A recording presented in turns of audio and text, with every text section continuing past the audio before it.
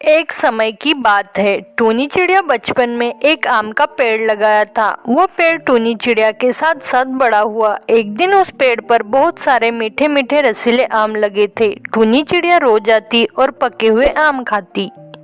वही पास में बंटी कौवे का घर भी था। वो बहुत ही आलसी और लालची था। उसे जब भी भूख लगती थी वह टूनी चिड़िया के आम के पेड़ पर आता और पेट भर के आम खाता। ये आम खाने का एक अलग ही मजा है। वाह वाह, क्या आम है। एक दिन टूनी चिड़िया आम खाने आ रही थी। तभी रास्ते में उसे गोलू कबूतर मिलता है। टूनी चिड़िया, तुमने कहा था ना तुम अपने आम बेचना चाहती हो। मुझे एक अच्छा ग्राहक मिल गया है। वो तुम्हारे आम का अच्छा कीमत देने के लिए तैयार है। लेकिन टूनी, सौदा होने के बाद मुझे भूल मत जाना। क्या बात कर रहे हो गोलू भैया, मैं आपको कैसे भूल सकती हूँ। आप मेरी कितनी मदद करते हैं। आपका कमीशन आपको मिल जाएगा, आप टेंशन मत लो। अच्छा गोलू भैया, वो ग्राहक आम लेने कब आएगा? वो ग्राहक पहले आएगा और पहले आम देखेगा, फिर उसकी कीमत लगाएगा। ठीक है, अब मैं चलता हूँ। कल सुबह ग्राहक के साथ आऊँगा। टूनी चिड़िया और गोलू कबूतर जो भी आपस में बात कर रहे थे वो सारी बातें बंटी कौवा चुपके से सुन लेता है और कहता है, ये चिड़िया तो अपने आम बेच देगी, फिर मैं क्या खाऊंगा। वो कितने अच्छे आम हैं, फिर मुझे आम नहीं मिलेंगे और मुझे इधर उधर खाने के लिए दूर दूर तक भटकना पड़ेगा। मैं एक काम करता हूँ, जितना हो सके उतना आम चुरा के रख लेता हूँ और धीरे धीरे खाऊंगा और किसी को पता भी नहीं चलेगा। फिर रात होने के बाद बंटी कौवा जाता है और टूनी चिड़िया के आम तोड़ने लगता है और आम चुरा के अपने घर में रखता है। बंटी कौवा ढेर सारे आम चुराता है, लेकिन उसे रखने के लिए उसका घर भी छोटा पड़ जाता है। अगले दिन सुबह होते ही टूनी चिड़िया और बंटी कबूतर उस बेचने वाले ग्राहक को आम के पेड़ के पास ले आते हैं। आम खरीदने वाले ग्राहक का नाम कामा था। वो टूनी चिड़िया के आम के पेड़ को देखकर बहुत खुश होता है और मन ही मन सोचने लगता है कि ये आम तो देखने में बहुत अच्छे लग रहे हैं। इन आमों को बेच के मैं बहुत पैसे कमाऊंगा। तभी टूनी चिड़िया को डाउट होता है। मेरा आम आज कुछ कम लग रहा है। लगता है मेरे आम किसी ने चुराए हैं। तो चिड़िया बताओ कि तुम्हें इस आम के बदले कितने पैसे चाहिए। चिड़िया उन मीठे आमों के 25,000 मांगने वाली थी, लेकिन आम कम होने से वो बोली, मुझे 20,000 रुपए दे दीजिए और सारे आम ले जाइए। बहुत मीठे और रसीले आम है ये। तभी कामा पेड़ पे जाता है और आम खा के देखने लगता है। आम बहुत मीठे होने के कारण कामा का मन ही नहीं भरता। वो आम खाते ही जाता है, खाते ही जाता है। तभी गोलू कामा को आवाज लगाता है, ओ कामा भाई, आम बाद में खा लेना, पहले डील फाइनल करते हैं। फिर कामा नीचे आता है और कहता है, ठीक है चिड़िया, मैं तुम्हें इस आम के बदले 20,000 दूंगा। 10,000 मैं अभी एडवांस दूंगा और बाकी के जब मैं आम लेने आऊंगा तब दूंगा। कामा टूनी चिड़िया को 10,000 रुपए देकर वहाँ से चला जाता है। तभी टूनी चिड़िया गोलू कबूतर को भी उसके पैसे देती है। ये लीजिए गोलू भैया, आपके 2,000 रुपए आपका कमीशन। हाँ टूनी, भूख बहुत जोर से लगी है, चलो चल के आम खाते हैं। फिर दोनों आम खाने लगते हैं। पेट भर के आम खाने के बाद दोनों अपने अपने घर चले जाते हैं।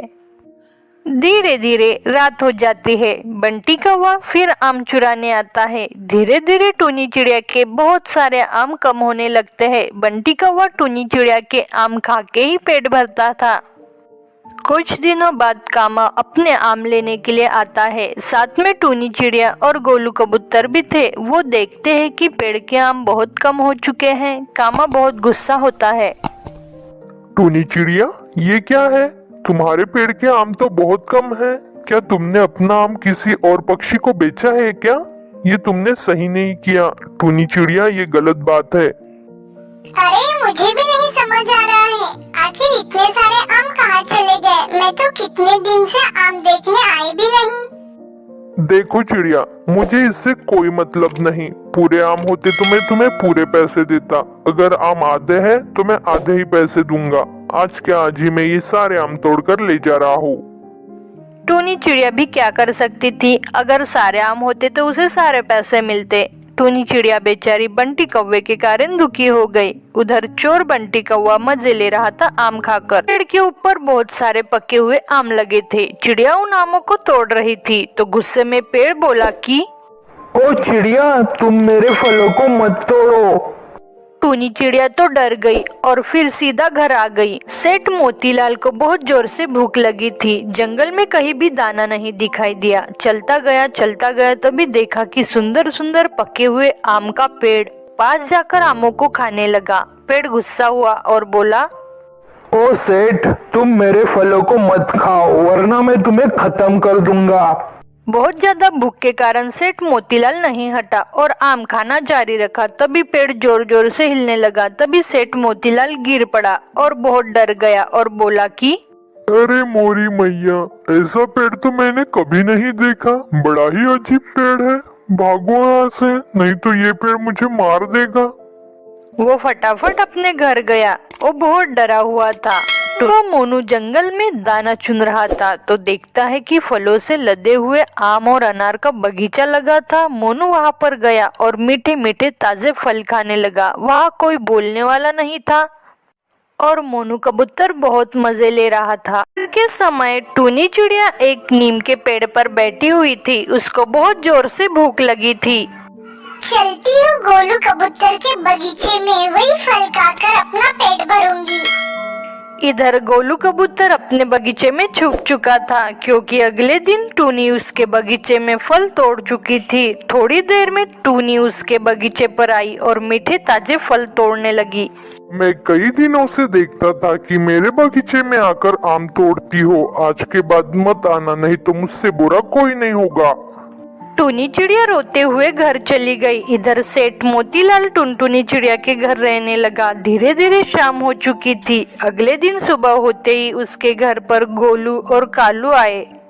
ओ सेठ, बाहर निकलो। सेठ मोतीलाल घबरा गया। बाहर आया तो देखा कालू और गोलू थे।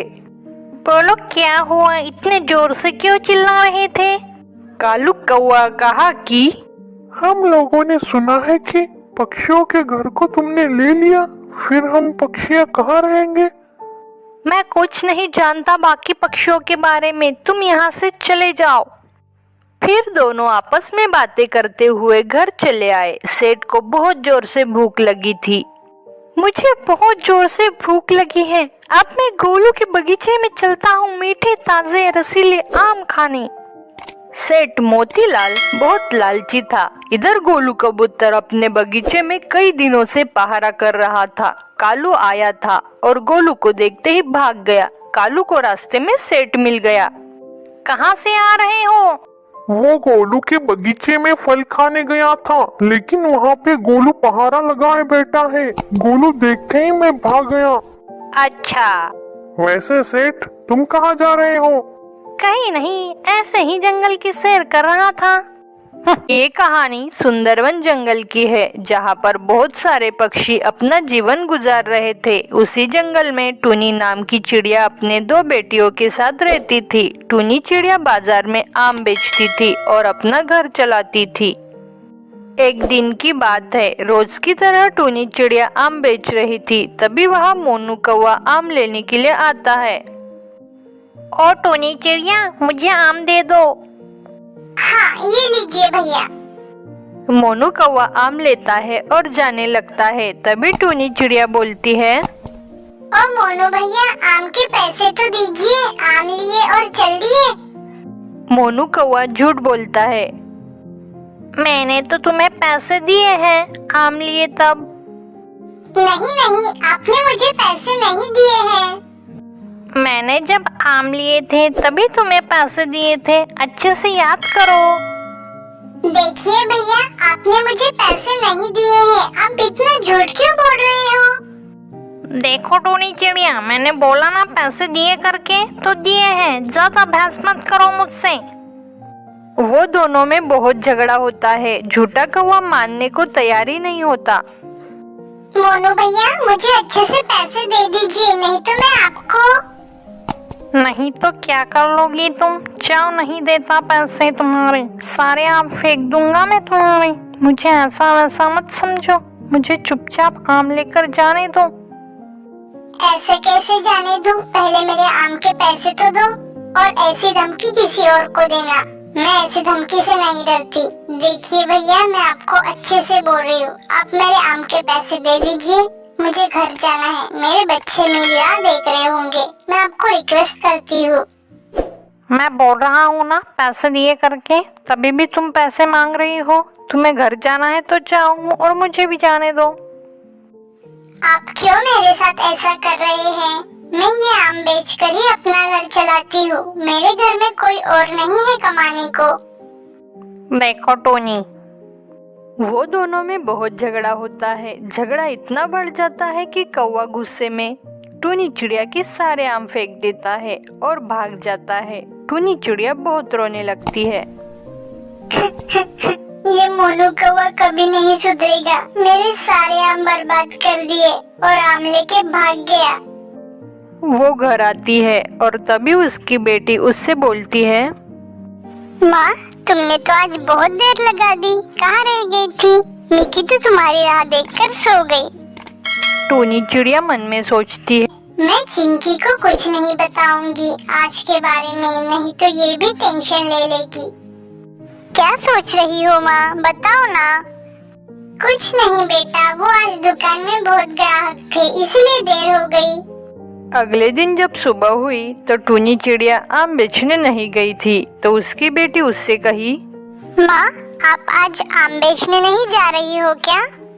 नहीं बेटा, आज मेरी तबीयत कुछ ठीक नहीं लग रही है, इसलिए मैं आज नहीं जा रही हूँ। तभी वहाँ टूनी चिड़िया की दोस्त मंजू कबूतरी आती है। अरे क्या कर रही हो टूनी बहन? आज आम बेचने नहीं आई तुम? क्या हुआ, सब ठीक है ना? हाँ, सब ठीक है मंजू बहन। तुम कैसी हो? जाओ बच्चों, तुम बाहर खेलो। तभी टूनी चिड़िया की बेटियां चिकी और मिकी बाहर जाते हैं और टूनी चिड़िया मंजू कबूतरी को कल की सारी बात बताती है। अरे बाप रे, ये मोनू कौवा तो बहुत नखरे कर रहा है। हमें कुछ ना कुछ सोचना पड़ेगा इसके बारे में, नहीं तो इसके और अत्याचार बढ़ते जाएंगे टोनी। हाँ बहन, मैंने कुछ सोचा है, हम वही करेंगे। ठीक है टोनी बहन। तभी दोनों मिलकर बंटी चिल के पास आती है और उसको सारी बात बताती है। बंटी चिल कौवे के घर जाता है। कौवा उसको देखकर डर जाता है। बंटी भाई, आप यहाँ?